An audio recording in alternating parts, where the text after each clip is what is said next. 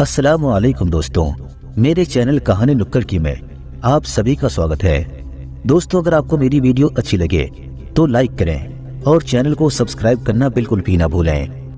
पुराने जमाने में पेशावर और आसपास के इलाकों के लोग कारोबार के लिए अक्सर अफगानिस्तान के दारुल हुकूमत काबुल और दूसरे शहरों में आते जाते रहते थे।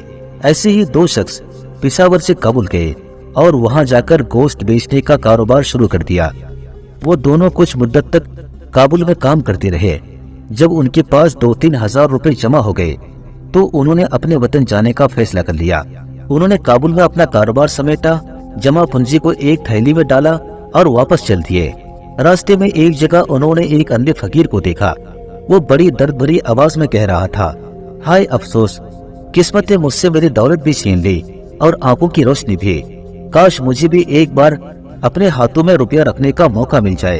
अंधा फकीर बार बार यही आवाज दोहरा रहा था। वो दोनों शख्स जब फकीर के करीब आए तो उसके अल्फाज सुनकर बहुत हैरान हुए। उन्होंने इससे पूछा, भाई तुम किस्मत की शिकायत क्यों कर रहे हो?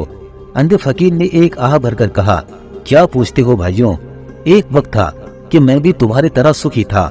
मेरी बहुत जायदाद थी, हजारों लाखों में खेलता था। फिर किस्मत ने पलटा खाया, मैं अमीर से फकीर हो गया। किस्मत ने मेरी आंखों की रोशनी भी छीन ली। अब किस्मत की शिकायत ना करूं तो और क्या करूं? उन दोनों ने कहा, मगर तुम ये क्यों कह रहे हो कि काश एक बार फिर अपने हाथ पर रुपया रखने का मौका मिल जाए? अंधे फकीर ने एक आह भरी और कहा, इसलिए कि एक वो वक्त था जब मेरे हाथ में हजारों रुपए होते थे। अब जी चाहता है कि अपना न सही दूसरों का रुपया ही अपने हाथ पर रखकर थोड़ी देर के लिए जी खुश कर लूं। वो दोनों शख्स बड़े रहमदिल थे। उन्होंने आपस में सलाह की कि हम अपने रुपयों की थैली थोड़ी देर के लिए इस फकीर के हाथ पर रख देते हैं। ये अंधा है, थैली लेकर जाएगा भी तो कहाँ जाएगा? इस तरह उसकी ख्वाहिश भी पूरी हो जाएगी और हमें सवाब भी मिल जाएगा। ये सलाह करके दोनों ने रुपयों की थैली फकीर के हाथ पर रख दी और कहा, लो भाई तुम अपना जी खुश कर लो। अंधे फकीर ने उनका शुक्रिया अदा करते हुए थैली अपने हाथ पर रख ली और उसके अंदर पड़ी हुई रुपयों को टटोल कर वो बहुत खुश हुआ। इस तरह पैसे देखते हुए फकीर के चेहरे पर अय्यारी और खुशी साफ चमक रही थी। थोड़ी देर बाद उन दोनों ने कहा, भाई लाओ हमारी थैली अब हमें वापस कर दो। अंधे फकीर ने कहा, थैली? कैसी थैली? किसकी थैली? वो शख्स कहने लगे, भाई मजाक बहुत हो चुका, जल्दी से थैली हमें दो क्योंकि हमें जल्दी से पेशावर पहुंचना है। फकीर ने थैली को मजबूती के साथ अपने दोनों हाथों में थाम लिए और कहने लगा, क्या जमाना आ गया है? मैंने सारी उम्र भीख मांग मांग कर पैसा जमा किया और तुम दोनों मेरी सारी उम्र की कमाई छीन लेना चाहते हो? ये कहकर फकीर जाने लगा तो उन्होंने जबरदस्ती अपनी थैली लेने की कोशिश की, मगर फकीर ने शोर मचा दिया, देखो लोगों, डाकू मुझे लूट रहे हैं। पास ही एक बस्ती थी। लोग दौड़ते हुए आए और उन्होंने उन दोनों शख्सों को डाकू समझकर पकड़ लिया। उन दोनों ने लोगों को सारा माजरा बताया, लेकिन किसी ने भी उनकी बात का यकीन न किया और उस फकीर को ही सच्चा समझते रहे। फिर उन्होंने ये फैसला किया कि दोनों डाकुओं को बादशाह के दरबार में पेश किया जाए। बस उन्होंने उन दोनों शख्सों को और अंधे फकीर को पकड़कर बादशाह के दरबार में पेश किया। उस वक्त अफगानिस्तान पर अमीर अब्दुल रहमान की हुकूमत थी। वो बड़ा इंसाफ पसंद बादशाह था। उसने सबसे पहले अंधे फकीर का बयान सुना और फिर उन दोनों आदमी से पूछा कि बताओ तुम दोनों क्या काम करते हो? फिर दोनों आदमी ने अपनी दास्तान सुनाई कि बादशाह सलामत, हम गोश्त का कारोबार करते हैं और पेशावर से आए हैं। यहाँ गोश्त फरोख्त करके हम वापस जा रहे थे।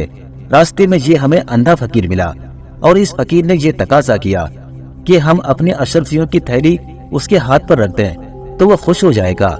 हमने इस फकीर पर रहम खाकर अपने अशरफियों की थैली उसके हाथ पर रख दी, मगर जब हमने अपने अशरफियों की थैली उनसे वापस मांगी तो ये फकीर इनकार करने लगा।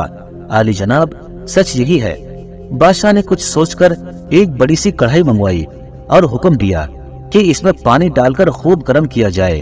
वो दोनों भाई खूब डरने लगे और डर से कांपने लगे, क्योंकि वो अपने दिल ही दिल में ख्याल कर रहे थे कि बादशाह उनको खौलते हुए पानी में जरूर डलवा कर मार डालेगा। मौत का ख्याल करके उनकी आंखों के आगे अंधेरा छा गया। जब कढ़ाई का पानी खूब गर्म हो गया और खौलने लगा तो अमीर अब्दुल रहमान ने हुक्म दिया, थैली खोलकर रुपए पानी में डाल दिए जाए।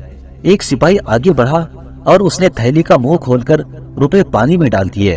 फिर बादशाह ने हुक्म दिया, सब लोग कढ़ाई से दूर हट जाओ। लोग कढ़ाई से दूर हटे। अमीर अब्दुल रहमान अपने जगह से उठकर कढ़ाई के पास आकर खड़े हो गए।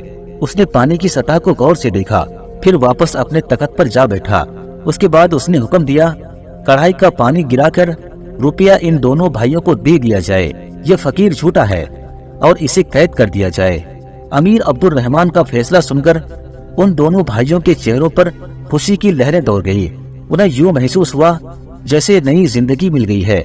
दरबार में जो लोग मौजूद थे बड़े हैरान हुए कि बादशाह ने किस तरह से ये समझ लिया कि रुपया फकीर का नहीं बल्कि इन दोनों भाइयों का है। आखिरकार काजी ने हिम्मत करके पूछा तो अमीर अब्दुल रहमान ने कहा, हमने गर्म पानी की सतह में गोश्त की चिकनाई देखी तो हमें मालूम हो गया कि रुपया इन दोनों भाइयों का ही है जो उन्होंने गोश्त बेचकर कमाया है और फकीर झूठा है। दोस्तों, अगर आपको मेरी वीडियो अच्छी लगे तो लाइक करें और कमेंट में जरूर बताएं कि कहानी आपको कैसी लगी।